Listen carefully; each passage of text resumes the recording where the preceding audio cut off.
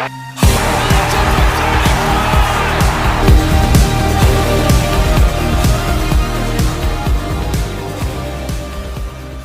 to another episode. My name is Dean Vassy. You can find me on X at #Kangas, Instagram #Kangaroos Podcast. Tonight, I welcome back Jesse Cardinal and Frank the Tank Descalzo. Boys, welcome back tonight. And I was going to go straight to the game tonight, but we've had a bit of news in the last half an hour to an hour.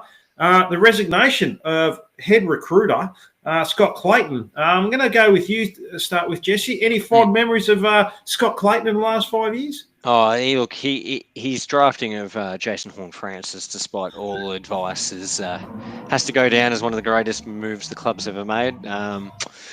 Taking Will Phillips over Logan McDonald probably will go down as well, although I'm sure we'll talk about Will Phillips later, and I think we're all in agreement at least on what we think about him, but could have taken it forward. We were just talking about it before we joined there. We had an opportunity, obviously, in the draft before last to get, Caddy O'Sullivan or Curtin. We decided to take St. Dursma and McKercher. So, look, there were some missed opportunities there, but I think there's a part of it that says, he did take Sheasel, he'll take Wardlaw, he did take, Paul Curtis, etc. There were some hits there, but how much were they hits and how much were they just Cal Toomey's AFL, recruitment guide? So, look, I have no issues with him moving on. It's too bad that we didn't do a 2-for-1 deal with him and Rawlings. I would have traded the both of them for a bag of chips. But now we'll have to go get someone else. And look, surely Clarko has some people in the industry who he can reach out to, who he trusts. It means we get an opportunity to bring someone else in who maybe we would get some different results with. I'd be throwing the bank at whoever does the recruitment down at Geelong. I would pay them more than Clarko, to be honest, because that guy is the greatest person. The guy who does recruitment down, people say that the recruiting officer, it's all a bit of luck. Whoever does the recruitment down at Geelong is the most talented person in the AFL system. He is a freak.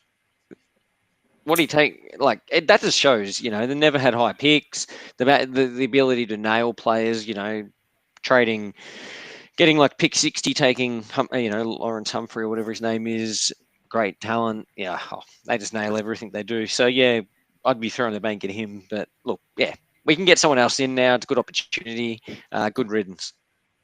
Well, we might have to get the old Moneyball person. I can't remember his name now, so he might be the way to go because we've got to find some bargains, maybe out in the sticks or something like that. Frank, how do you see this one playing out? It's been 5 years. He's had plenty of opportunity to turn his list around, and like Jesse said, he's pretty much just gone to the Cal Toomey Phantom board for a lot of drafts. I thought the last year's draft where he probably could have taken a couple more risks early. He might have gone, like I said at the time, why don't we go Nick Watson, a small pressuring forward, which we're desperate for. Daniel Curtin will still want a key position player. And he just went a safe bet with Dursma and McKercher. I'm not writing off their careers just yet. I mean, they're only a year in, so there's plenty of time to go there. But, how do you see this one? Yeah, I think it's about time, Dean, absolutely. I think not only were his selections very safe, and particularly after the second round, I thought the history will show. I've sent you that list. I thought we fared really, really badly on anything after round 2. And I also think, as we touched on, I think on a previous podcast, a lot of our trading, I feel that we as a club have always taken a far more of the risk portion of the trade than the reward. It's always, to me, been a 60-40 kind of thing where if the player kicks on and develops, then we break even. And so on that aspect as well, I think we've done really poorly on the trades that we've gone, the players we've acquired outside of the draft. Well, even last year, trading out the end of first rounder, which is basically middle of second round, for a future first rounder, which is going to look like going to be a top 3 or 4 pick. And I'm not writing off Matt Whitlock or the second rounder we're going to get this year. But when you're doing trades, that your best case scenario, Jesse, is that you're going to break even. You don't do that trade, do you? Oh, no, absolutely not. Yeah. No. I think the main thing is that, and, people talk about the overpaying for Daniel. Let's get past that. We're at the trade day. They were complaining that trading out our first pick this year as in the pick that we used on O'Sullivan, wasn't going to net us enough in return, you can't tell me that trading out pick 2 wasn't going to net us something better than pick 27 and a future second. No, that was never going to happen. Adelaide would have jumped, one of the clubs near the top, even one of the clubs from 5 to 15 would have given us that and probably a second rounder. So we could have given away, and I'm not, obviously, like, no one take this as saying that we shouldn't have taken O'Sullivan. I'm not saying that at all, but there was an opportunity to trade that pick 2 and we would have got more back. We would have got something decent back. We would have been able to take probably a Luke Trainer and another tall, and then you're throwing, 2 balls at the stumps in terms of one of them, coming on, which is what Richmond did. They took 3 or 4 talls. They don't all have to become good. 2 of them could end up being, Scott Gumbleton, and it wouldn't really matter. No, that's right. Because as long as one of them comes off, they've probably won that. So, trading out a first pick for next year, or for this year, which is probably going to be pick 1, 2, 3, or 4. I don't see it being any higher than that. For Whitlock is going to hurt a lot of people. Look, the main thing is that obviously, and it looks like there's some talented tools in this year's draft at the top. Obviously, it's heavily compromised. That gives us an opportunity to get back in with Richmond's second and our second, which, let's just say, a pick. Well, I'll probably blow out to like pick 30 and 31, but there'll be 2 picks that clubs will want points for. I think this is an opportunity to still get a first round pick out of it all. Yeah. And to be fair, from what we saw in Whitlock in the VFL in his first few matches, obviously got injured and he's coming back now. I think he showed some signs, but yeah, look, I think there was an opportunity for us to potentially trade pick 2 for maybe even like pick 10 and 25 or something like that, which would have got us a Whitlock and, a Taru or something. So that's right. Yeah. And again, look, O'Sullivan looks fantastic. I'm not having a go at O'Sullivan, but there was an opportunity there. And we just continue to go after midfielders. And it was the year before we talked about, as I said before, we took Zane Dersmer and we took McKercher. There was an opportunity there to trade one of those picks and trade down the order. You can't tell me that we couldn't have nabbed a Caddy or an O'Sullivan. Curtin was probably a bit too high, but we could have nabbed one of those plus another player. So, look, at the end of the day, if O'Sullivan turns into Chris Judd, then it's a bit irrelevant. We all look past all the rest of the trades. If Matt Whitlock turns into the next Matthew Scarlett, again, who cares? We look like geniuses. It's a bit early to tell, but we are going to look stupid at the end of the year until we can determine if it actually worked or not. So, yeah, look, I think him and Rawlings have shown time and again that they're incompetent. I think that's probably the most polite way of putting it. Yeah, another thing here now, Frank, I heard last year we took Luke Urquhart pretty late in the draft. And when it might have been Rawlings was quizzed about it, he said, well, Liam Shields really liked him. He's the one that really wanted to get him to the club. Liam Shields played AFL all year last year. What does he know about Luke Urquhart, who's from Western Australia? And why are we listening to him for when you've got recruiters there? Liam Shields is part of the recruiting team now, but he wouldn't have known much about him. Obviously, he's probably watched a few YouTube highlights and maybe seen him in person once or twice, but this is really strange. And I've got to question his commitment the whole time. Yeah. Look, I think we could sit here all day and poke holes in some of the trades and some of the selections we've made. And I think everyone at the time was probably, hopeful. Even like we go to the Coleman Jones trade. I mean, that was completely, what do you call it? Overpay. A speculative sort of thing where we thought that there was a chance he might come on and be a good forward. But again, we took all the risk in that trade. It just seems that we were far too prepared in order not to upset other clubs, to go overs and get someone and cross our fingers that it worked out. So, his trading and list management have been outside of first round picks. I think has been really poor. Another thing I've heard, Jesse, and you've probably heard this as well, that's they've probably listened to Clarkson too much about recruiting, where Clarkson's probably just got to focus on the coaching. He's brought in players like Liam Shields, Daniel Howe, obviously from Hawthorn, trying to change the culture a little bit.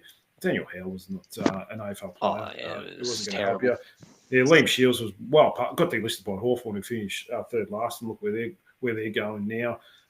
There's been other instances, even Luke Parker and Caleb Daniel and Jack Darling. Apparently, Clarkson had a big say in that. I mean, coaches should focus on coaching, and list managers should focus on building a list. And even Hugh Greenwood at the time, they listened to Noble. Oh, we'll get him down. So I think there's been too much of listening to coach who's not focused and probably too much on the coaching side of it.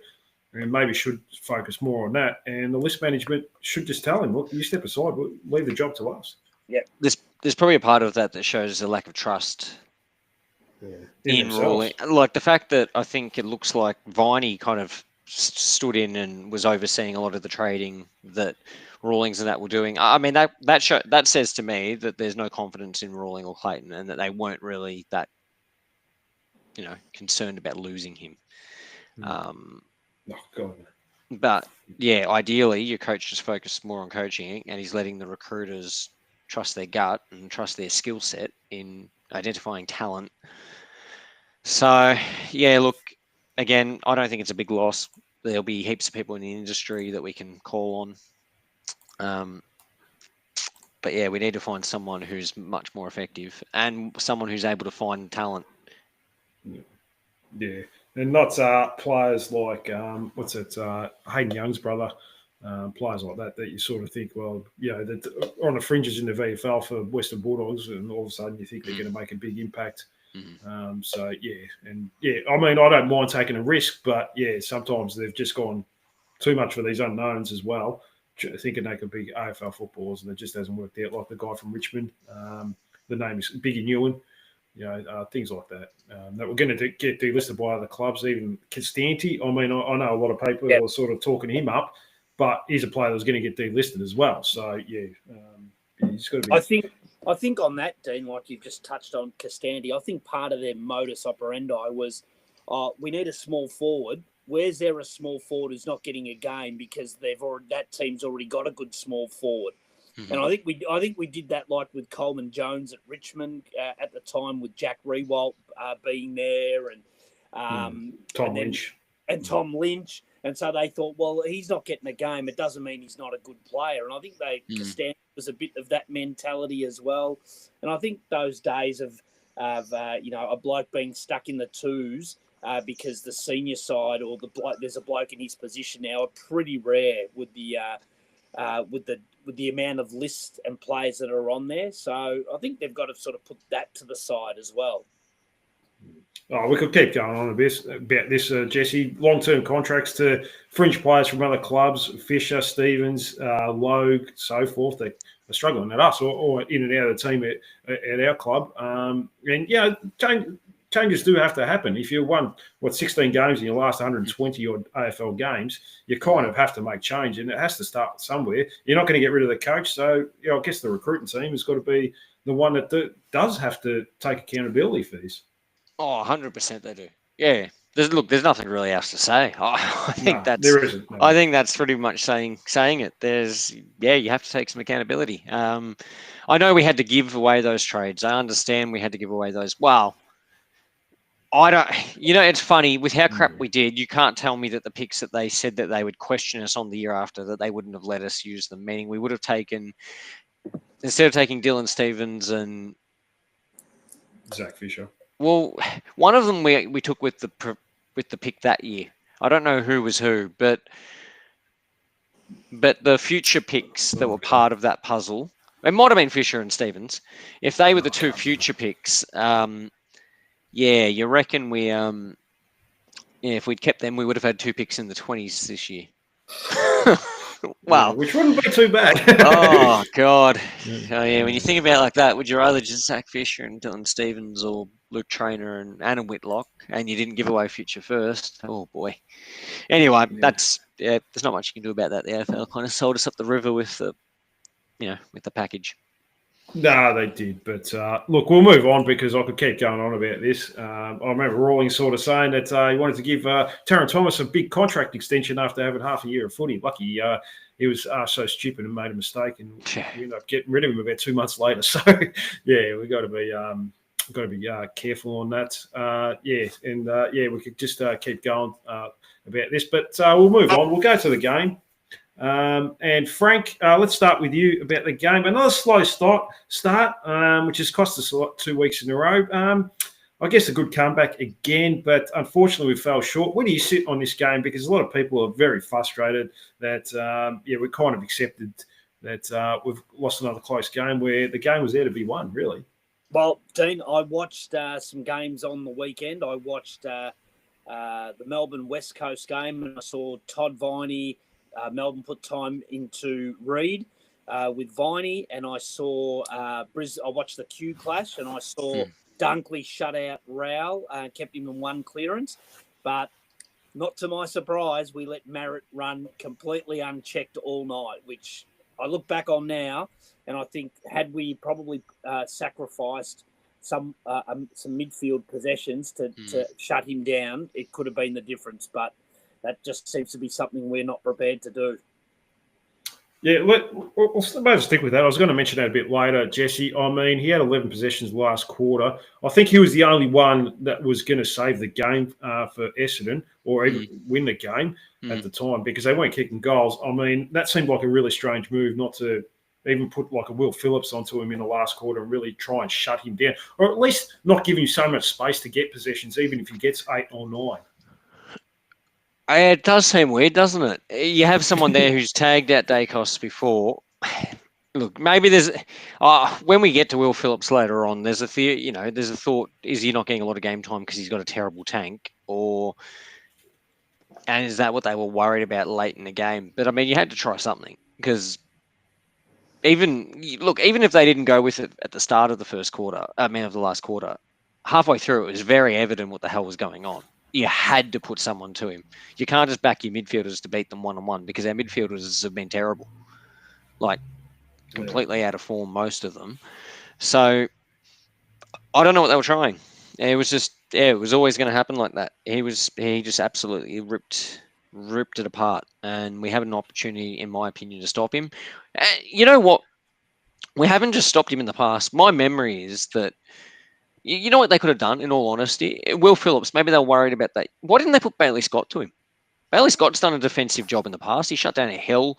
I think he shut down someone else from memory in the past. He was doing nothing else. He had 3 disposals and a half of football and a fumble that I think led to a goal. So he did nothing else. Why didn't they just say, you run with him and tackle him? Anything would have been better. He would have had the legs to do it. Just anything. Just put a player on him. It would have made it 2% harder. That would have maybe made the difference to Frank's point. They had to try something, and I just don't know if they just want to back system or they're trying to teach. I don't know. It just seemed very ignorant to me. Yeah, I'm sure it was talked about in the coach's box, but they must have just thought at the end of the day, let's just go with what we're trying to win the game. Let's not try and save the game. I'm not too sure what the conversations were like. Sure. But, I get it. But you've got players who shouldn't have been out there. There was 2 or 3 players who were playing for us who pretty much played for Essendon because they did nothing. So there was an opportunity there to put one of the players who wasn't prepared to actually do anything as a defensive player. Yeah, no, I agree. It was one of the more bizarre moves because outside of him, I don't think they had much else. Maybe Kako was doing a bit of damage a little bit, but you know, I thought we quelled him okay. Like he had his moments, but yeah, Merritt was the only one that was pretty getting the ball and saving the game for him. So yeah, it was very bizarre. Like you said, you know, if we put even a little bit of time into him, it might have been a difference. But another issue, Frank, is the first quarter's blown away again, and 6 goals to 2 first quarter goals, and that was the difference in the game. It's quite frustrating, isn't it? Because it's 2 weeks in a row, and it's cost us the game. They had 3 inside 50s for 3 goals within, I think it was about 6 minutes. Yeah, so 3 generally 3 goals. And you just wonder, Dean, you know, we hear all this talk about they're addressing the first quarters and they're working on it. And we saw Tristan Sherry discussing it after the game. And I think what the hell goes on in the first quarter it's not even the first quarter. It's the first 15 minutes. We look completely out of our depth.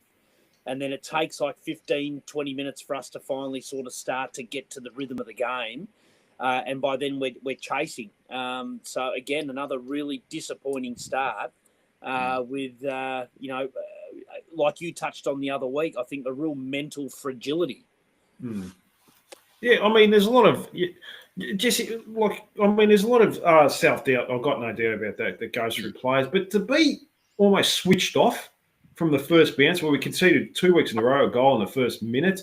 Sheasel uncharacteristically tried to rush kick it where he had a handball over the top. That's just not like him. It just looked like the players were mentally switched off, like Frank said, for the first 5 or 6 minutes. 3 goals to nothing, and that's where the game is at, effectively. Oh, 100%. Yeah, we completely shut down in that first quarter. Our inability to defend the corridor was disgusting. Yeah. It was lazy, and it was... Yeah. Were you going to say, Frank? I said I second that, Jesse. I thought our defensive efforts in the corridor and on turnover, when everyone turns over the footy, Jess, but when you turn it over, make an effort to get back and try and win it back. Whereas we just seem to sort of stand there and go, all right, over to you, defenders. It was just in the first 15 minutes, it was just deplorable. And I don't know what it was like on TV for anyone that watched it. I was at the game, and being there, it was just so evident to the eye, our inability to defend the corridor. I was there with one of my mates who's an Essendon supporter, and we're in level 2 on the wing, so good spots to actually watch the match. And it was just so evident. Like, he was like, geez, this is easy for us to transition the ball. And I said, yeah, we're not defending the corridor. And it was interesting because then the second quarter came along, and that was probably the worst quarter of football I've seen in a very long time until St Kilda Fremantle the next night. They probably... I'm like, we were sitting there, me and my friend, and we were just like, what the hell are we watching? It was just... That second quarter was not AFL standard by a long way. Both clubs were embarrassing in terms of foot skill. It wasn't pressure. Both teams were just incompetent. And it wasn't until that third... I think Ricky called it out as well, where he was tweeting during the game, and he goes, there was an evident change in our defensive structure. But he commented and goes, what we went with in the first quarter was the same defensive structure that let us down against the Doggies. It let us down against the D's for a period of that game. And it let us down against Carlton. It's like we don't know how to play Marvel. He's made that point. He goes, at Marvel, we don't defend the ground well. And then we go, oh, hang on, that's what we're meant to do. And then we get our structure right. But by that point, it's too late. Yeah. And look, the fourth quarter, looked great. It was close. I think it was quite amusing for anyone that was there when the siren went. None of the players really celebrated from either side. Well, from Essendon, and while there was that initial cheer, even their supporters were just kind of sitting there like, "What the hell did we just watch?" Because if I was an Essendon supporter, I'd be relieved. Absolutely, a win's a win at the end of the day. So you walk away and go, "Oh well, a win's a win," and that's a positive.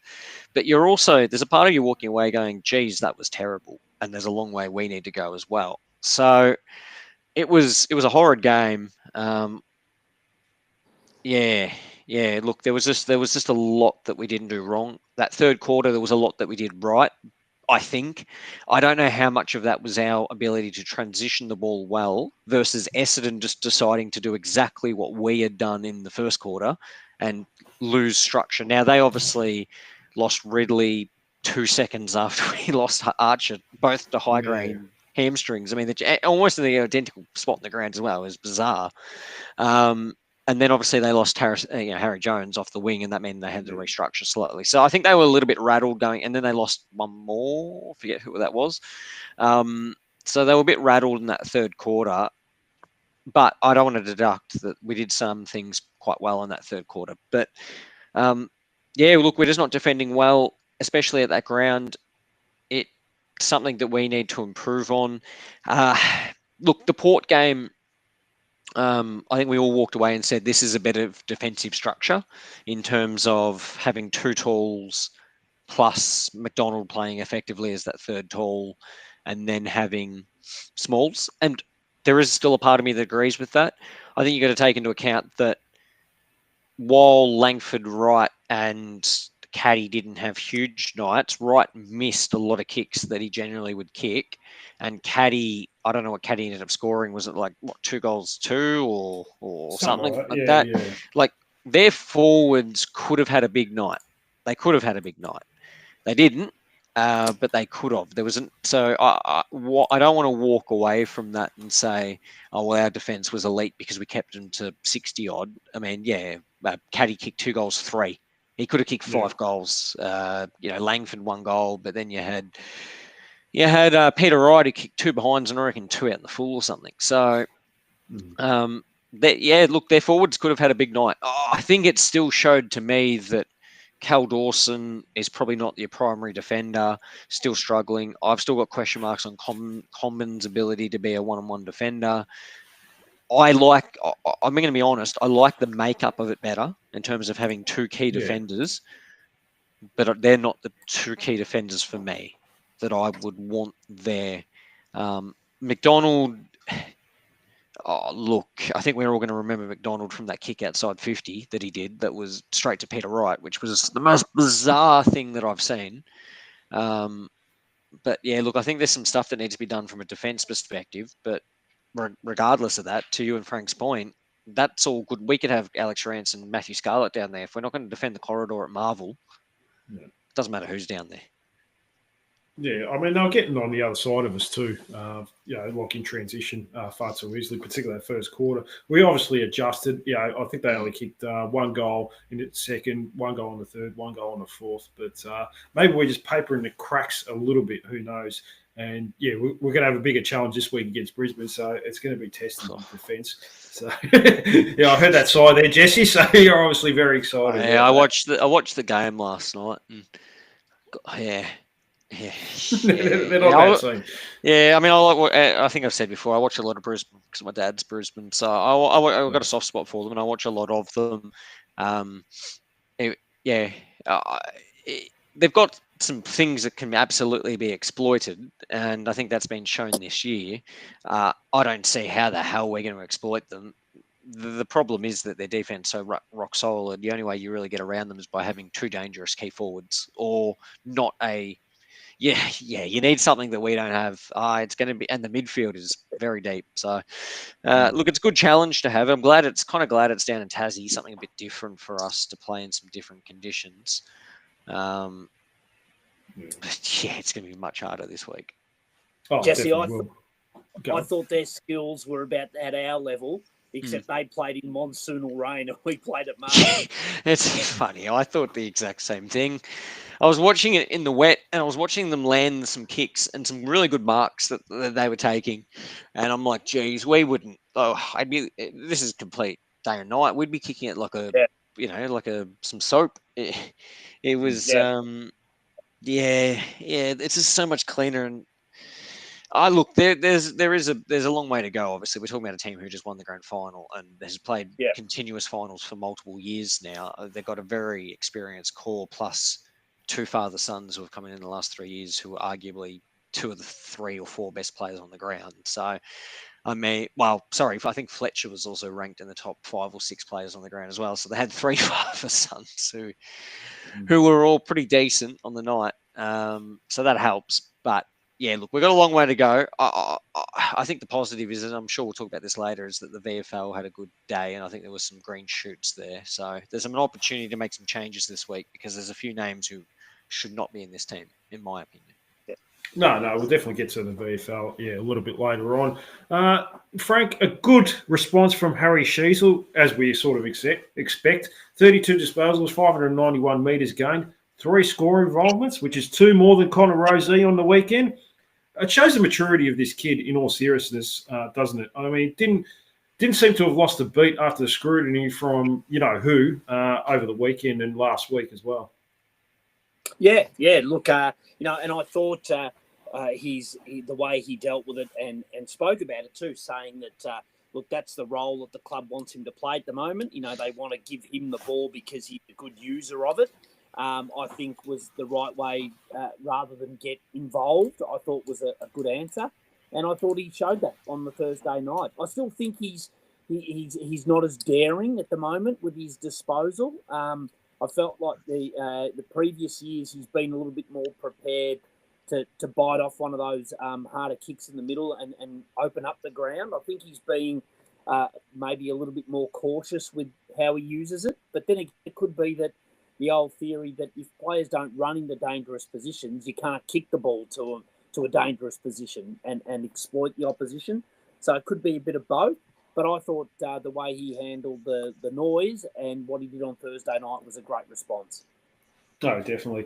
Jesse, you mentioned the structure of the back line. It does look a lot better. Do you think Caleb Daniel, in his 200th game on the weekend, do you think the last couple of weeks his back line has suited him? I know he's come in for his fair chunk of criticism, but I think he's been okay the last couple of weeks. Are you happy with his role still, or do you think we have to or eventually upgrade? Well, how many years have we signed him for? Oh, about 10, I think. So. I mean, oh, look. We've given up a lot to get him, so he's going to be there. They're going to give him every opportunity. Look, I think he was better than he was, last week, for example. I still think he plays a valuable spot in the team, and I don't have him coming out of my team at this point in time because I think he adds a lot of leadership and he does a lot off the ball because we don't have anyone else in the back line who is a leader. You could talk about Luke McDonald being the ex-captain of the club. The guy doesn't have a leadership bone in his body in terms of on-field leadership. He might be great with the barbecues and, rallying around the boys to get their morale up outside. But on ground, you've got a lot of players yelling at one another. And I can only say from what's been reported, apparently he is very talkative out there for a very silent person in terms of positioning and stuff. So I don't want to downplay what he's doing on the what he's doing on ground in terms of leadership. So, look, I think in terms of that backline makeup, there is still an opportunity to build around him with youth. And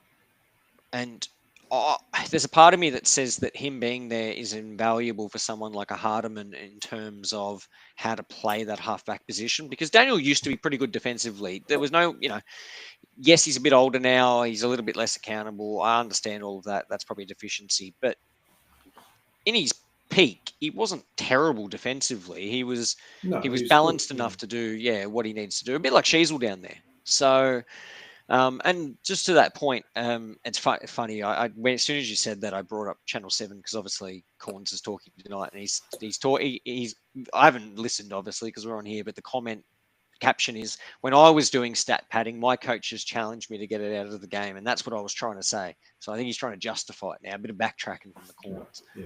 I did tag him on the weekend saying we're going to do a segment on Rosie Ball, but haven't seen that yet, unfortunately. But yeah, look, I think there's an opportunity still to build around Daniel and have him down there. That's not the main problem for mine. I think Hardiman played his best game for the club. He's grown. And like as I said, my Essendon friend who was next to me, he was quite impressed with him in terms of his defensive efforts, but also his ability to run, carry, kick the ball. So he was pretty impressed with that. He was like, well, there's one for you coming off the half-back line. And I like that because he adds a defense. He is a defender. That's the difference. He's a defender who can attack. Yep. And I think it's night and day. You can just see it, yeah. And I think that's important. Archer's obviously injured. He's been, cruelled with injury. But when he plays, his defensive efforts you can't fault. So you've got a lockdown defender. You now have a running defender. There's two young kids there, and Archer will be fine. He'll get his body right. I'm confident about that. He's still young. So, there's two players that you can build around there. So that's a start. Now, Goda, if whoever gets his body right, is probably another player you want coming off that half-back line. It's just finding those other positions. What we don't have at the moment is a young key defender who is ready to play in defense and play a role. That's what we probably need because, as I said, probably what we need is someone to take that McDonald role and play that third tall medium who's a bit more agile. And that's why there's a part of me that wouldn't mind Bergman just getting a shot just because he's at least got some height. He's a bit more rangy. He's able to, do a few things. I think we're just got to try someone else in that role as that third tall who's a bit more agile. That might end up being Archer who can play up. And then you actually bring in some genuine small defenders So, look, there's some options down there. I thought Hardiman was one of the shining lights on the night in terms of his, especially the first half. I think he was really, really solid in that first half. He played a really good game. So I think that's a positive for me. We just need a bit more. We just need we need to keep building that defense, because we can see young players in other positions, and we'll talk a bit more later about young players that I think should get an opportunity. But I think we do need to look at this year, and I understand it's balancing wins with losses, but at this stage we're going to finish bottom 4 again, and whether or not you finish bottom or fourth bottom, it's pretty irrelevant realistically. Yeah. I would be rather getting more games in. Like, if they did an Archer out for a Tucker this week, I'll vomit. I don't care how Tucker went in the midfield. I don't give a flying, to be honest. You've got to try and play some kids, and you've got to get games into them, because look what they do. Hardiman's shown that now for 2 weeks. In terms of what you can put out there. Same as Dersma, he missed 2 shots on goal, which he generally would kick because he's generally a pretty good set shot. He didn't have a whole heap of disposal, but he kicked a clutch.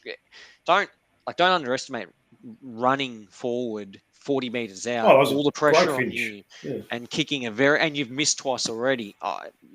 And the fact that they played him on the wing, I loved that.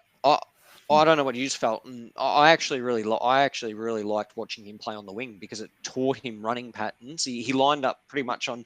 He never lined up at his brother. They were always on opposite wings. I reckon their mum told them they weren't allowed to play on each other, so they were playing on opposite wings every single time. But it meant that he was learning running patterns. He was learning different things, because we don't want him just to become a forward. We've got too many. So I like that. I just want to see players get in there and show their skill set. And there's some players that I think should be playing, and there's some players in the team who just aren't AFL standard. No, you mentioned Miller Bergman before. I think the club have almost put a line through him. Yeah, I think they have as well. And I'm not saying that he's been convincing whatsoever. I'm not trying to say that. No. But we don't have any other young defenders coming through at the moment.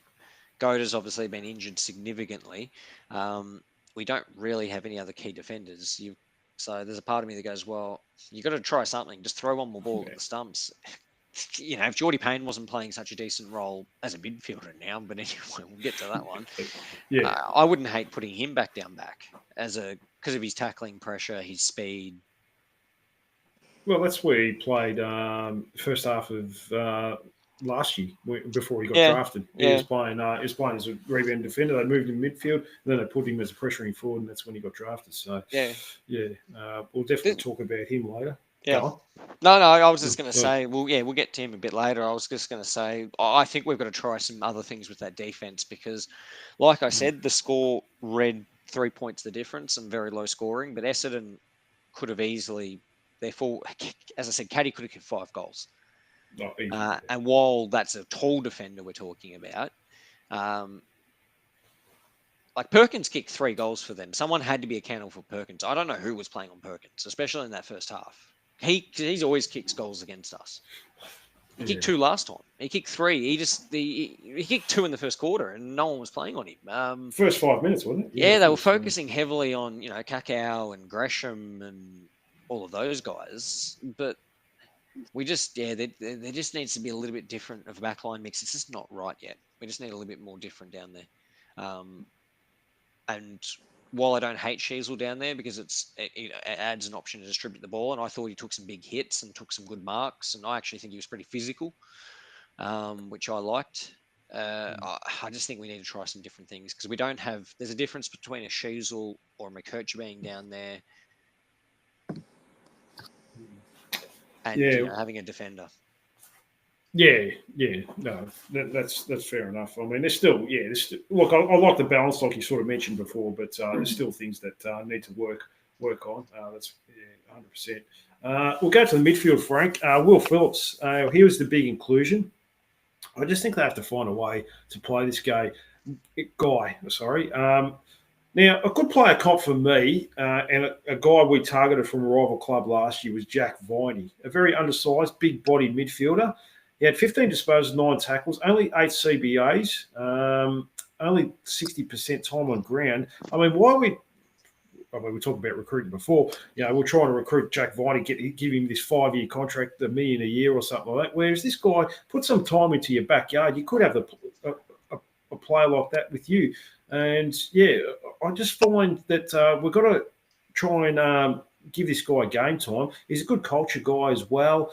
Even if it means sacrificing wins like Jesse before, maybe you take Luke Parker out of there for a few more CBAs and push him forward.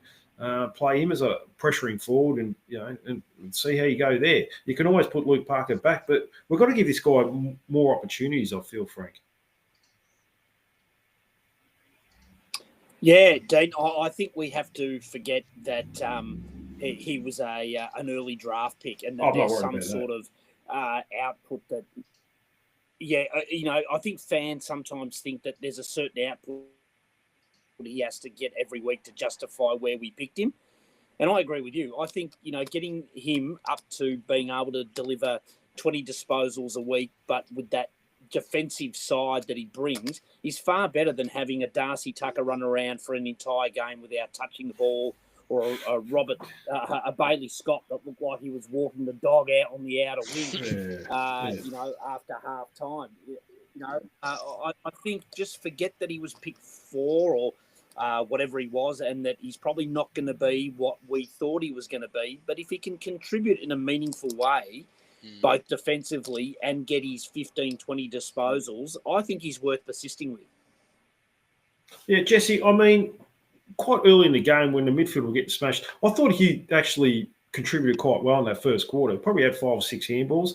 Was trying to, be next to Sherry a lot, and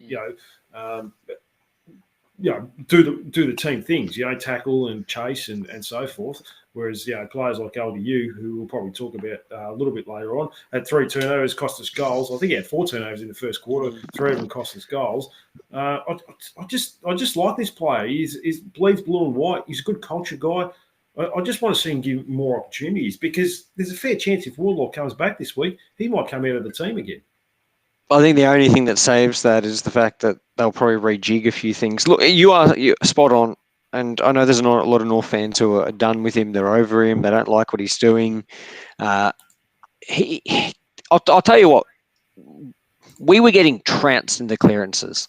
And I watched this with a keen eye, because I've always been a big Will Phillips fan, and I was watching it with a very keen eye, talking him up to my Essendon mate. We had another North guy with us, and he made the point of saying, yeah, look, you're absolutely right, because when Will Phillips came onto the ground, started on the bench, came onto the ground, we went from being 4 to zip clearances down to being 2 clearances up.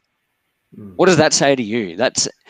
I'd love someone statistically to go and check how many clearances we had when he was in that mix versus when he was not in that mix. Because, I mean, we beat them by 4 in clearance. I would love to know how many of those Phillips was in that we won as opposed to lost. Hard to work out. I'm sure someone would be able to do it, but because you're absolutely spot on. Like, yes, he's not the type of midfielder who's going to get it out of the middle and burst forward and kick it. He's not a meters gain player. I understand that. That just is what it is. That's a deficiency in his game. Completely agree. He's an effective kick, 40 meters and under. He's not a long kick. We get that. But his ability to handball, he goes and wins the ball on the inside, and he finds someone with hands. Yeah. It is so frustrating. Did he only get, the game time that he got because he's tank? Like, I mean, what did he end up getting his total time on ground? Was it 60%? Like, is that his tank? Is that his tank, or is that them? I couldn't work it out, was that them saying, "Oh, you know what? He, we don't actually want him in that midfield mix as the primary midfielder, so we're not going to play him much. We're just going to use him as the back end who just sits on the bench and then comes in when we need him." Because, I mean, he was ranked, if you look at North players, 1, 2, 3, 4, 5, 6, he was the 7th highest ranked North player on the ground for player rating. For Supercoach, he was probably a little bit lower, but not much lower, probably 8th, from 60% game time. Contested possessions, he was our 3rd highest. 10 contested possessions, 5 clearances, which would have been, 4th highest for us, I would have thought. Yep, yeah, LDU and Powell had 6 each. He had 5 from 36% CBA. Powell had 68, and LDU had 95% CBA. I've never seen that before. Yeah.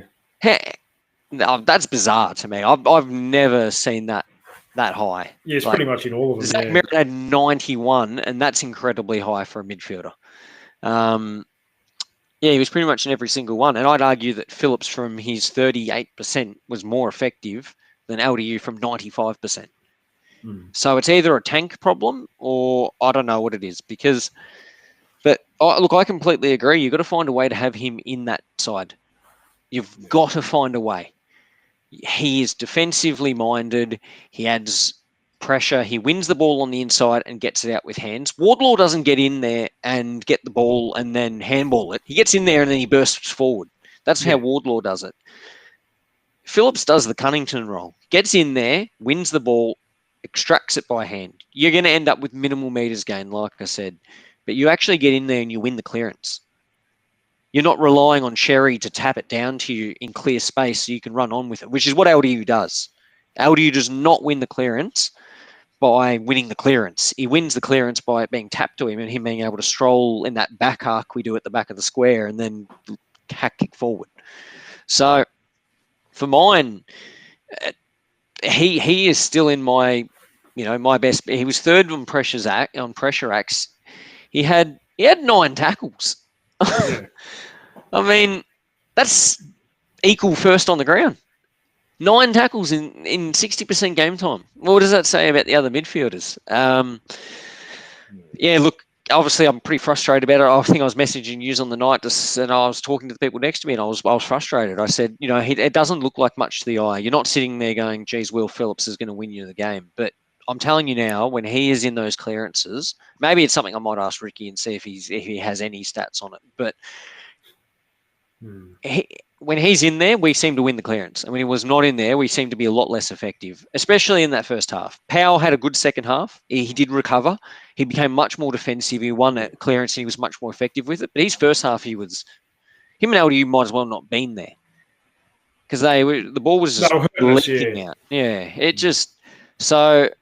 It is very, very, very frustrating. Because I think Will Phillips, if he could get up to 20-25 disposals, is worth his weight. Well, worth much more of his weight. Jerry's weight in gold. Because it just wins the ball. It's a little bit.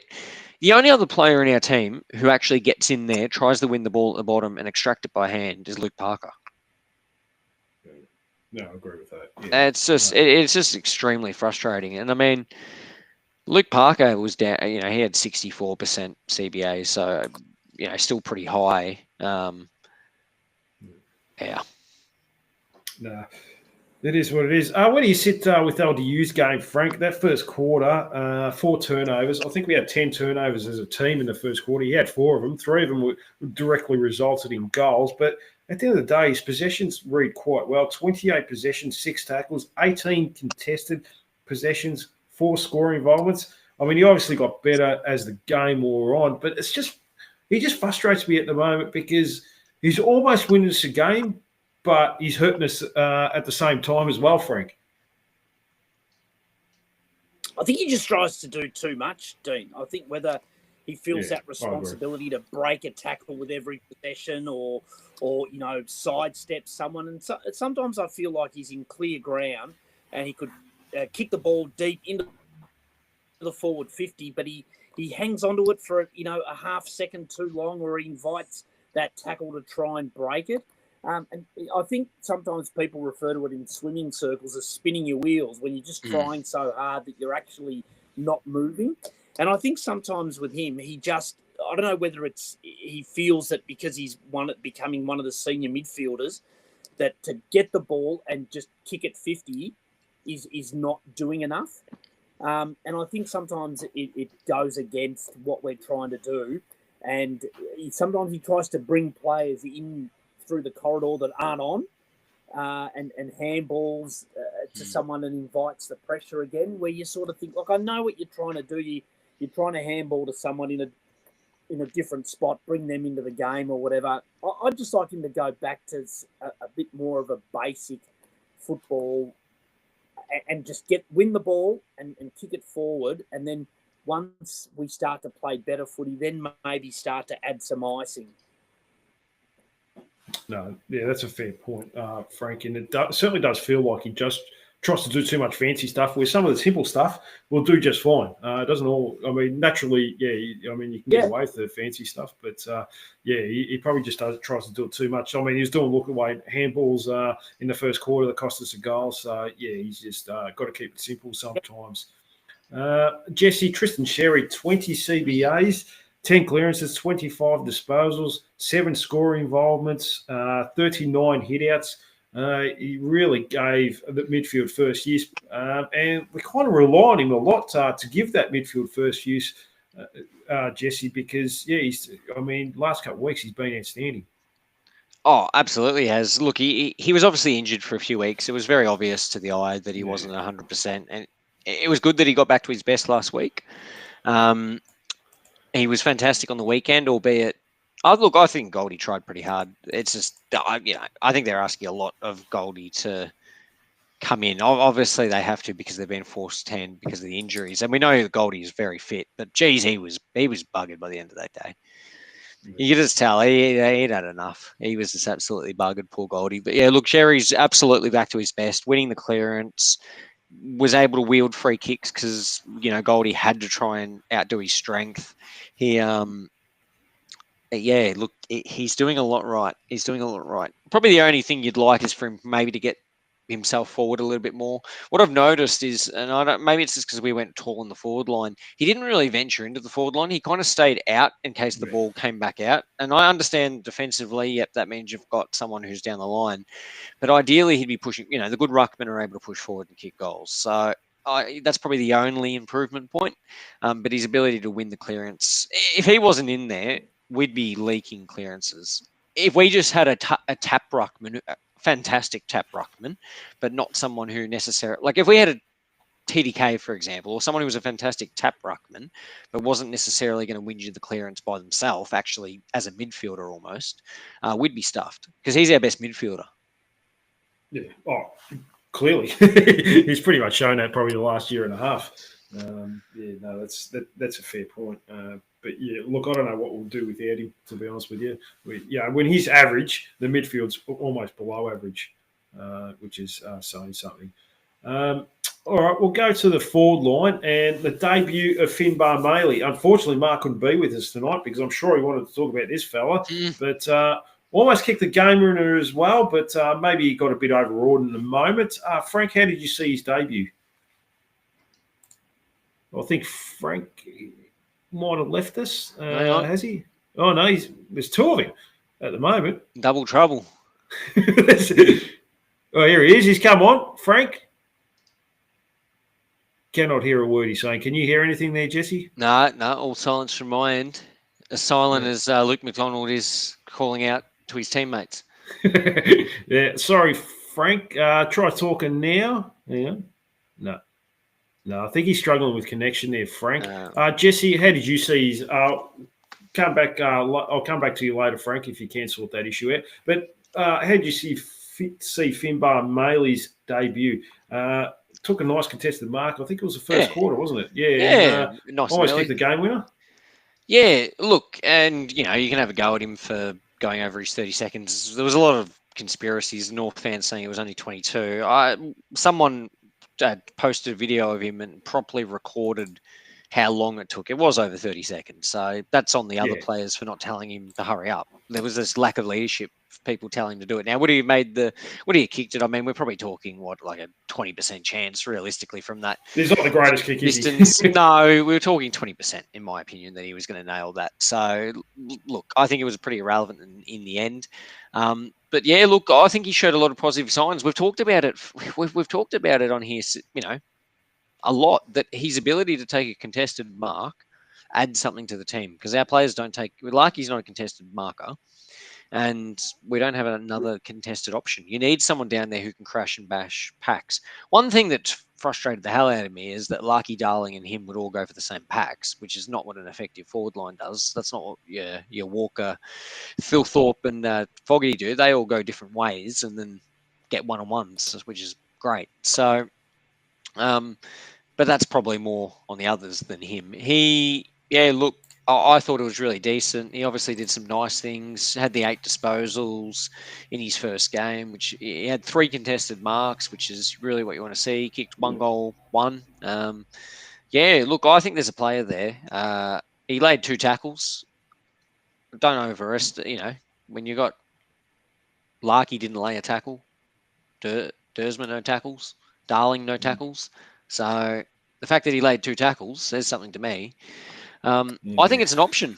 I think it's absolutely. You have to persist. If they dropped him this week, it'd be terrible, especially with the form Darling's in. So, you'd have to be playing him. The only reason you'd move him out is if Will Dawson continued in current form, but we'll get to that later. I think he had a really good game, and even then, he adds a contested option. What I would like, and we've talked about this, is his goal kicking isn't the best.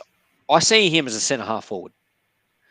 If you can build the tank up enough, he's someone who can range around the ground, take some really good marks for the defenders trying to bomb it with our bombing system.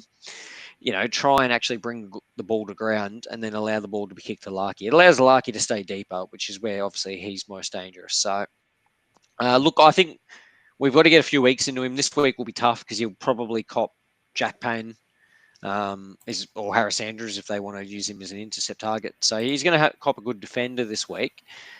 So I'd hate if they dropped him after this week if he only gets like a few touches. So ideally, I want to give him at least a 3-week stint. So give him the Richmond game, and then make a call after that. So I'd be giving it a few weeks stint. But all in all, positive. Why did they not use him as the backup ruck?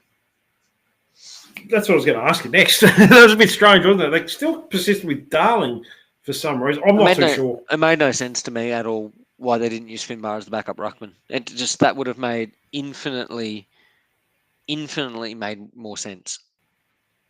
It just bizarre. Absolutely bizarre. Yeah. Especially because Darling only had 5 touches for the match.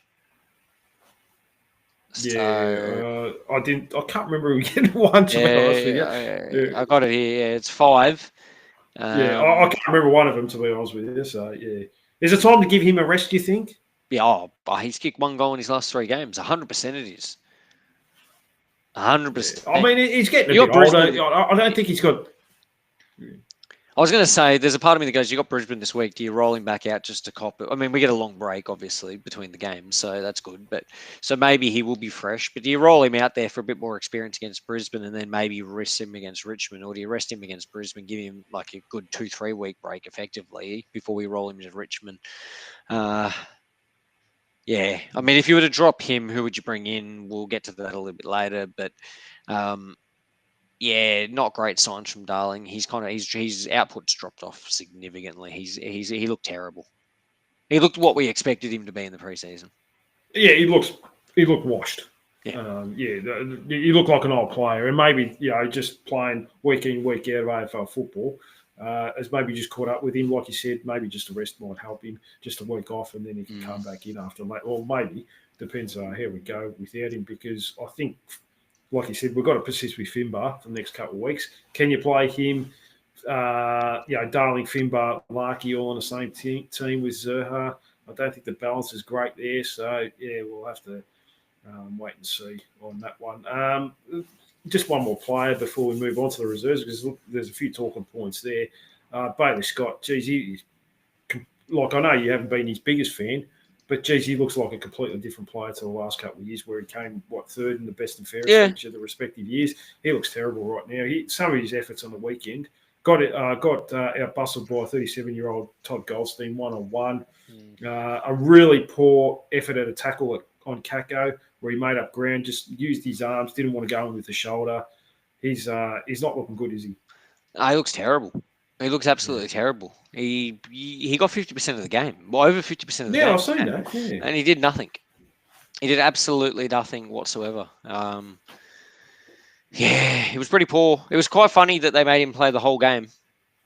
Yeah, that was very amusing. That they made him, effectively roll out and play the whole game of VFL. That was, I think that was a sign. I think that was I so he intentional. should though. Yeah. I reckon they said to him, "You did stuff all here. You're going to go and play the whole game tomorrow." In all honesty, that's what it must have been. I think He was a late inclusion, wasn't he? For the reserves, I think. Yeah. They rolled him out Was late. it you? You told me, Willie. Yeah, I think it was Frank. They because he made a joke about it, and then he said, I think he said, "Oh, they should make him play," and then they rolled him out. Yeah. And I mean, in the reserves, what he had, about 15, 16, 18. He had 18 touches. 18, 0 tackles, 0 clearances. It's not really selling it to me, is it? What do you have? He had 2 inside 50s.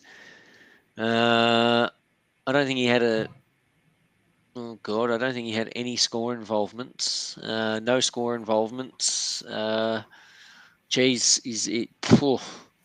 This isn't really selling it. I'll tell you what, he went at a lower disposal efficiency than Zach Fisher. He had 1 contested disposal. I think that pretty much sums it up. Yeah, like on fantasy points, because that's the only thing they give you for a ranking system in the VFL. Yeah.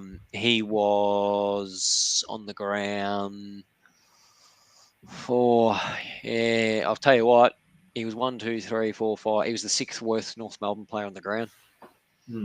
Like the reserves, that mind you. So.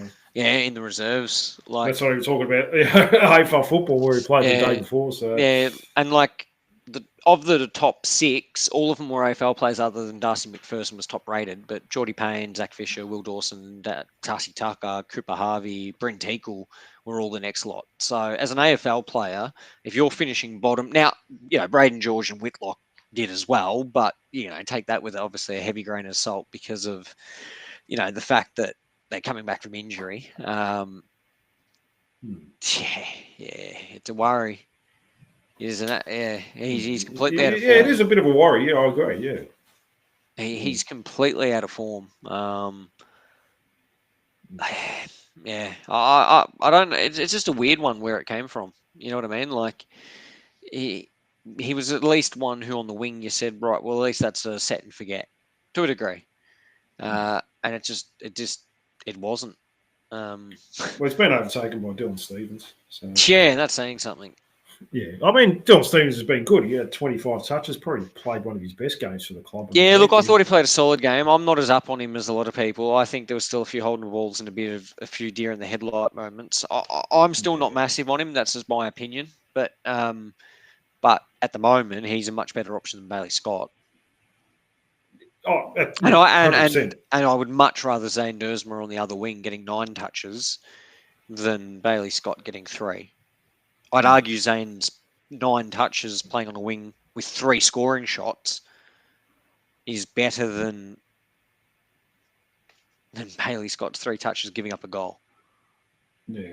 No, you can't argue with that, that's for sure. He probably doesn't deserve a game this weekend. We'll go to the reserves. And a good win, I should say, against a rival away from home. And the big talking point out of the game was probably Will Dawson. Started hot and kicked 3 goals.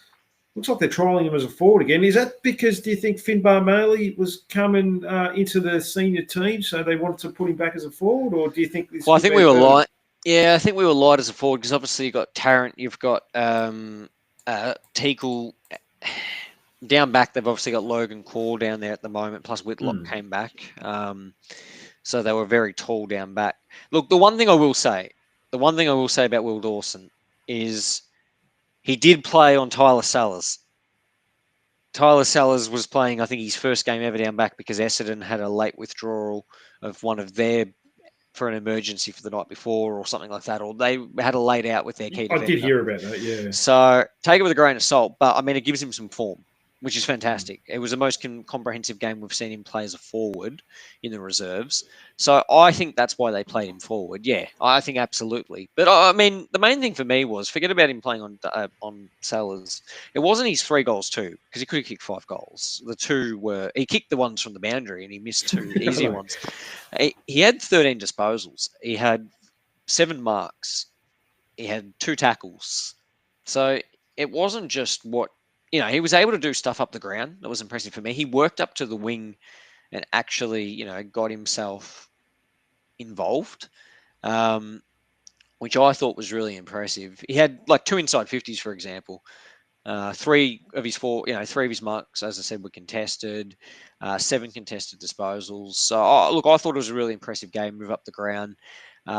Do I think he's a forward or a backman? Look, it's too early to tell. I've got no issue with trialing people up. I know a lot of people said play him as a defender, and look, I completely agree. We need to find a young key defender.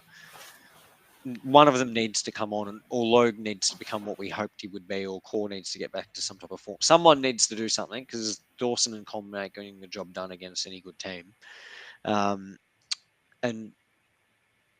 But if he gets confident as a forward and he builds up that marking craft, he can apply that down back.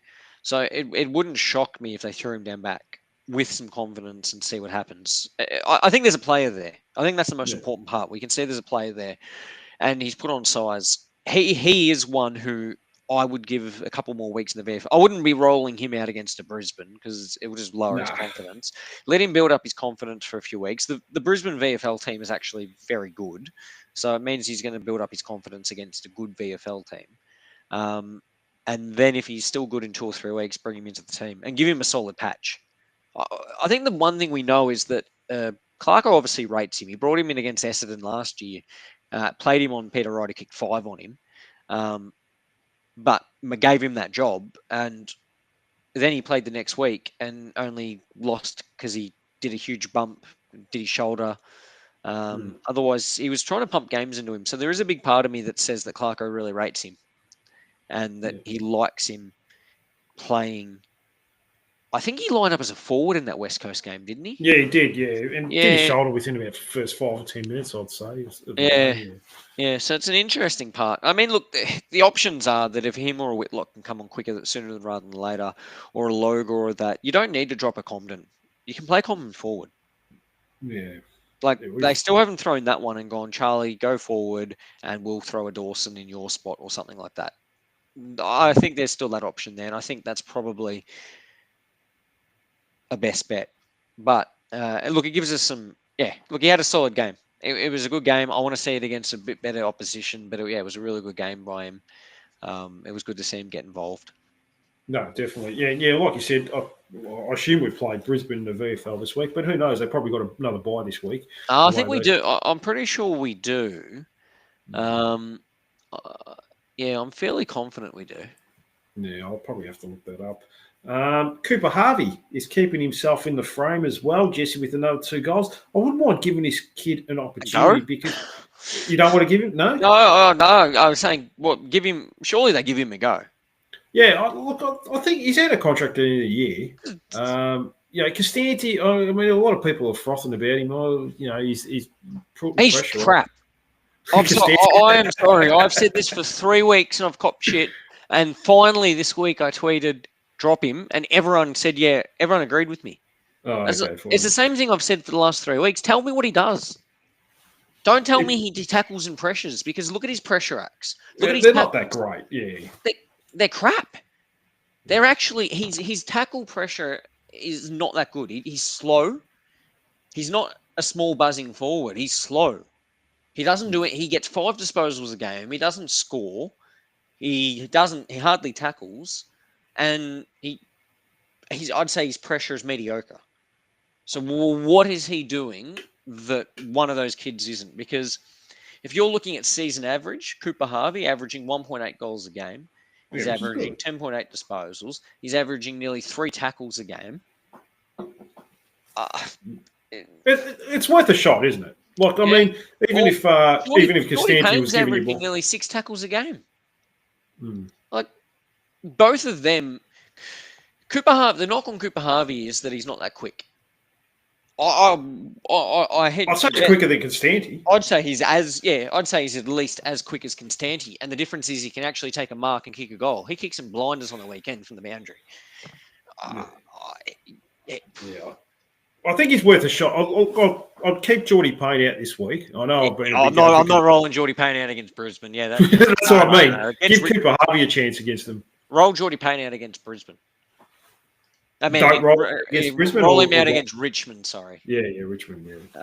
Yeah, I'd roll him out against Richmond. I think the other thing for Cooper Harvey, he had 7 score involvements on the weekend.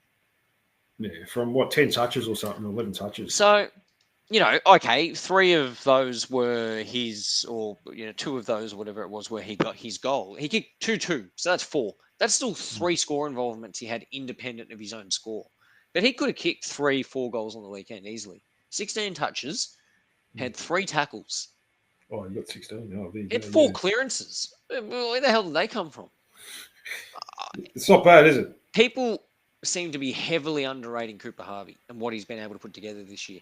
Yes, before this year, I think he's been lazy. I think he hasn't really wanted it.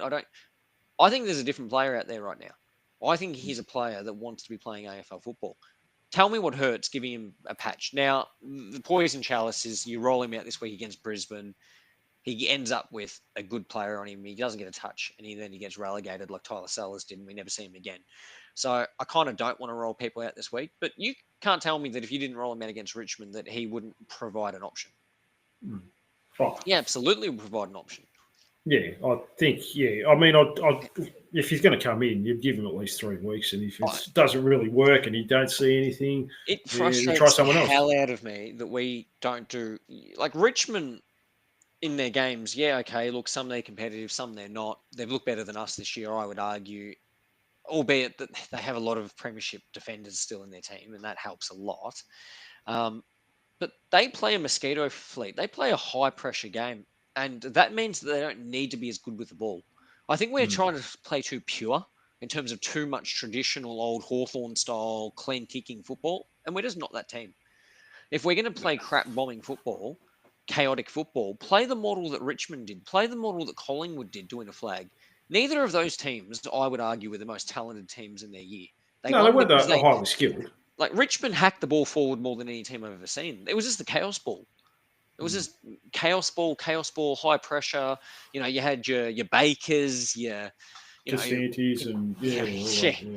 They had players who actually added pressure.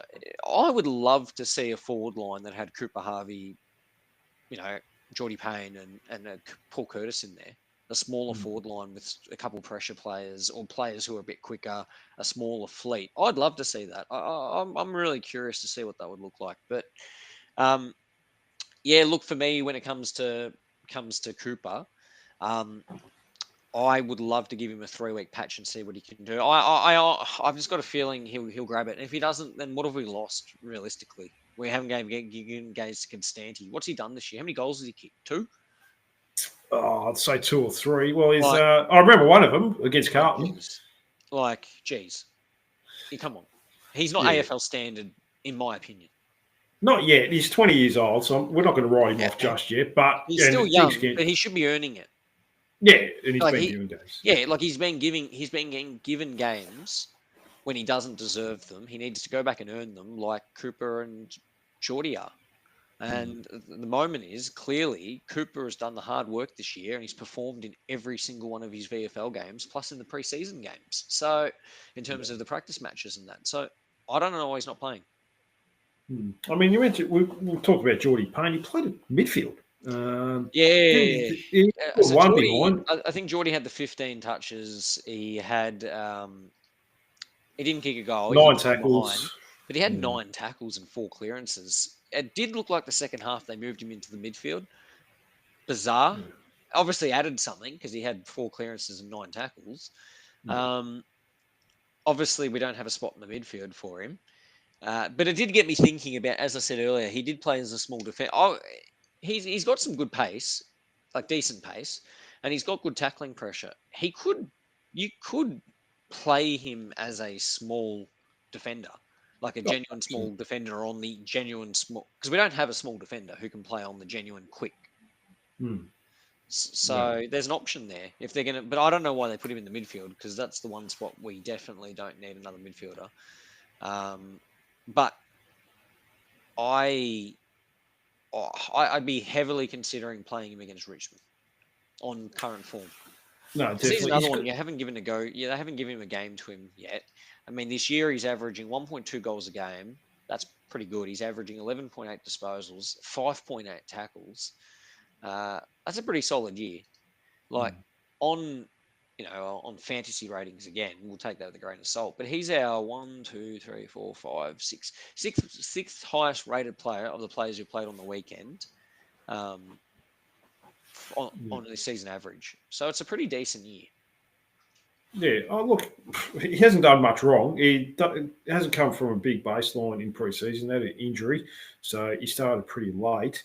But it seems like he's got his fitness up to the scratch now. Maybe I'm not so sure what the reason was playing midfield. Maybe they want to trial him somewhere. But he's got a bit of attitude too, hasn't he, Jesse? I don't know if you've seen the end of the game, but it looked like he wanted to start a fight with a couple of players. When he's got heaps of attitude. Yeah, he's a bit of a he's going to be very, very hated by opposition fans and opposition teams. Good.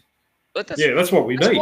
That's why I like what Richmond's doing. Oh, look at what Hawthorn's doing. They've got players down there who get under the opposition skin. They get themselves free kicks. They apply the pressure when they need to.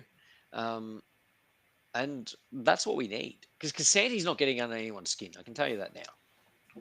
Well, he's probably getting out under our own supporters' skin, to be honest with you, Jesse. The forward line's not offering enough from a small perspective, especially with Curtis out. But even with Curtis in there, that there needs to be something else down there. There needs to be genuine smalls. I think that forward line needs to be Curtis and at least one genuine small. You obviously got a Simpkin or a Parker resting down there at any given time. And then they're playing 3 full tools now, which I don't think you can persist with. I think it ends up. I don't mind 3 talls, but then you need 3 smalls, and we're not playing that. So, I can't remember the last time I've seen a player front and square, a small player front and square to a contest. It seems like if we don't mark it, the opposition just walks it out because we've got no one front and square. Well, there's no genuine small forwards there. Yeah. Curtis isn't a small forward; he's a marking player. He's mid-size, sort of Lindsay Thomas type player. That's good in the air. And Casanti just isn't getting the job done. So for mine, again, I'm hesitant to bring people out against Brisbane, but I wouldn't be surprised for morale if they do name Geordie or Harvey this week. I don't think they'll who knows? I don't think they'll roll Dawson back because unless they're going to try him, I don't know. God, who knows what they'll do? Well, one player that's probably will be back this week after an impressive 22 disposals. Darcy Tucker playing midfield. Surely comes back this week, Jesse. Imagine if they brought him in and he played midfield. Imagine. Played midfield as well. Take Will Phillips out. Oh, God. I've got nothing to say. I don't know what to say. If he gets named this week, we're a joke of a football club. We deserve to lose by 100 points. Well, maybe Ross Lyon was right. We aren't a serious football club. Maybe he was onto something. At least he knows how to get the boys fired up. So he knows how to show some tough love because Garcia got the rising star this week after being subbed off in the second quarter last week. Obviously, that worked. Fair enough.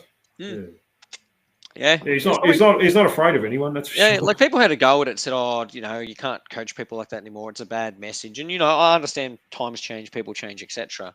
But he made a good point. He goes, "How do you know what people's emotions are? How do you know what He knows his player, and he reacted and subbed him out, and he would have felt like an idiot. And this week he was their rising star. It was the rising star nom, so he reacted to it in a positive way. I think we've got to show a bit more tough love to some of our players. It's sort of been a bit slow with that. We did a couple of weeks ago, I guess, with Core and Logan, and it seemed to have a reaction, which is. But even the kids, we got to show a little bit more, when we're not happy with what they're doing. There is a part of me that, and I know a few North fans have mentioned this. Obviously, Clarko went to the reunion thing with the Hawks on the weekend, walked onto the ground with them. First time he's been back at the club. I'm hoping that revives something in him. I'm not saying that he's lost it. I'm not saying that by any regards, but I'm hoping that drives that hunger or, makes the fire a little bit stronger in terms of being down there, a bit of closure. Yeah. Oh, look, and I think that's the whole idea. It's probably looking at it from that perspective, trying to move on and not hold any grudges or anything like that. And it's not a bad way to be. And I think we've seen Stephen Silvani when they had the 30-year premiership celebration hitting go. Obviously, it was a bit bitter with how his list management job ended up. But at the end of the day, it was as bad as Rawlings. All he wanted to do was get GWS players and overpay for them. So, yeah, I don't know why he's holding that personally, but that's what I think it is anyway. But, yeah, that's a whole different subject. Braden George made his comeback on the weekend. Didn't play much, only a couple of disposals, but good to have him back, though, isn't it, Jesse? Oh, yeah, look, he's going to be a player that we just need to get games time into. Yeah, it's going to take time. Yeah, he's one that you're probably putting a line through most of this year, and you just want to see how he goes in the VFL, builds up form. No, and that's all you can do. We'll move on to team changes. Possibly this week, Jackson Archer obviously comes out, an extended period on the sidelines. Yeah. Who are you looking at as possible replacements or players that might come in? God. I honestly don't know, because if you look at Brisbane in terms of scoring options, so they've obviously, tall forwards aren't their forte. They're going to play Hipwood, obviously. Logan Morris might be back. I'm not sure how long he was out for, but geez, that guy's good. I like Logan. Oh, I'd love to have you. Yeah, Kai Lohman and Logan Morris. They're two players that I'd absolutely love. I'll take Morris. I'll just take him. Key forward like that. Oh, yeah, 190, so good size. Kind of like Jack Darling at his prime in terms of, that type of size, good mover. Yeah, I rate him. I'm a big fan. So that's where you go. Look, not to get off topic too much, but instead of offering Braden Maynard 6 years, $6 million, this is where you take a punt on this kid. 6 years, $6 million for him. Yep. That's where you go. But yeah, I don't think they're going to do it. So. No, they're not going to do it. And I'm not saying we don't need Maynard, but you need to throw. I'm sure they are. Look, surely they are, and they just don't want to look stupid and put it in the media. But we're being rejected all over the place. That's what I'm imagining. But look, in terms of a Logan Morris, if he comes back in, it means obviously they've got two keys, albeit one's a bit smaller. Like you could put a McDonald on a Logan Morris, probably. You'll probably put him. Yeah, you could get away with it. But you could get away with it. They don't have a resting ruckman, but the problem is they've got Rayno who'll play it forward. He bobs up. Charlie Cameron's now back into form. He'll probably kick 20 on us. You've got Bailey. You got Zach Bailey who can go down there, kick goals. Dunkley can go down, kick goals. Neil seems to kick goals. McCluggage kicks goals. All their midfielders just kick goals. I actually really rate, here's one, the kid that came in as their sub on the weekend, McLaughlin or Mc something or other. He's a young forward again. He's about 190, 196 or so. He's been kicking goals for fun in the VFL. Him and Gallup, who is one who's a bit taller. They've got some young forwards in their VFL program who are AFL players, who really show some signs, who maybe are ones worth nabbing at the end of the year if they can't get games. But they've got a couple there that I think are worth a look at, and I think they will get games into this year because they haven't solved their one weakness is they haven't solved the problem of losing Danaher yet. So that's probably gonna. I reckon that might cost them a premiership too. Yeah. And now next year it sounds like they're all in on an Oscar Allen or something like that, and that's probably he'll go there. Yeah, and then Logan Morris gets to go back to being a third key forward, and then all of a sudden they get another father-son. I think they've got like 3 players in the top 10 or top 20 this year again in the academy. So they should be pretty good for the next 100 years or so, which is going to be frustrating. But anyway, look, it is what it is. I don't know how we line up on them. All I know is Archer's not playing. Hardiman probably... You're imagining McDonald's going to put himself on Cameron, which is going to be scary. We don't have a matchup for him, do we? Like in that team? No. I can't think of him. No. I think McDonald probably goes to him, and then Comden probably goes to Logan Morris if he plays, and then you're playing Dawson on Hipwood, or vice versa. They could probably swap around actually. And then realistically, Hardiman's probably going to Zach Bailey. I don't know. Like, who can we bring in as a defender? You can't really. Um, Effectively, they're going to have to do what they did on the weekend, which is move O'Sullivan from the wing down back. I wouldn't mind resting him this week, to be honest with you. I think, he's There's a just a part of young me that kid. wouldn't mind. I wouldn't mind doing some wholesale changes this week and resting a few blokes. Yeah, O'Sullivan and Darling. I think that would be a good time. Because it's our flag next week. So, week. don't worry about this game. No one's expecting us to win. But if we don't beat Richmond next week, I understand Paul Curtis isn't playing. But if we don't beat Richmond next week, the club, Arden Street will be burnt down the next day.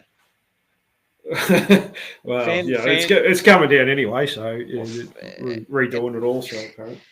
There'll be riots if we don't beat Richmond. So if we need to rest players, if we need to get people fit, I don't care about this game on the weekend. I honestly don't care. Beat us by 100, whatever. We've got to beat Richmond. I'd like to see us be a little bit. Well, actually, sorry, have we got Richmond or Collingwood? No, we've got Richmond. No, we've got Richmond next week, and then Collingwood the week after, which is going to be a disaster as well. And that's the problem, Jesse. We're 1-6 and 7, and we've still got the top teams to play: Geelong, Collingwood, Brisbane. We've still got Richmond and West Coast to go. We got Melbourne again. They're uncertainties. They'll probably be, but they're good again now. So we'll see how we go. But it'd be nice just to Wardlaw comes back in. I wouldn't mind seeing O'Sullivan just get a rest. Darling out for a rest as well, and you bring in Cooper Harvey just to go a bit smaller. Just try something a little bit different. I think changes for me is Darling and probably Constanti out. I think I'm trying to remember what I put on X, but probably Darling, Constanti out, Archer out, obviously. And then, probably bring in Harvey. I think Aiden Cors played on Charlie Cameron before. Oh, God. I've got no one else, so you might as well bring him in. I don't think he looked great on the weekend. He was okay. He looked okay, but he's not dominating games. They don't have an AFL forward down there. No, they didn't have anyone. And Ty Sellers was playing the back line, so Logue looked terrible. Yeah, jeez, didn't he? I agree with that. Yeah, he looked very average. Yeah, I wouldn't.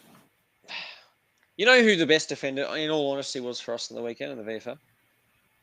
It's Toby Pink. He was solid. Yeah, he's probably the most reliable out of them all. He took a lot of intercepts. Yeah.